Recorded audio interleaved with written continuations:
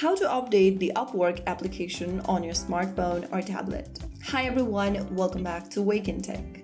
If you're using Upwork and want to make sure you have the latest version of the app, then updating it can provide new feature, bug fixes, and security improvements. Firstly, open up your Google Play Store from your app drawer.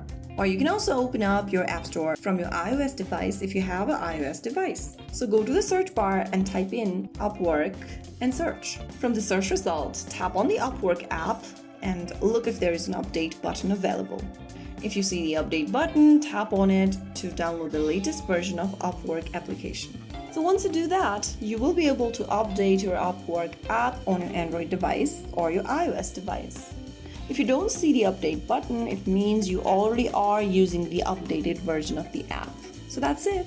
That's how you easily do it. If you found the video helpful, don't forget to like, share, and subscribe to our channel. I will be back again in the next video. Stay tuned and thanks for watching.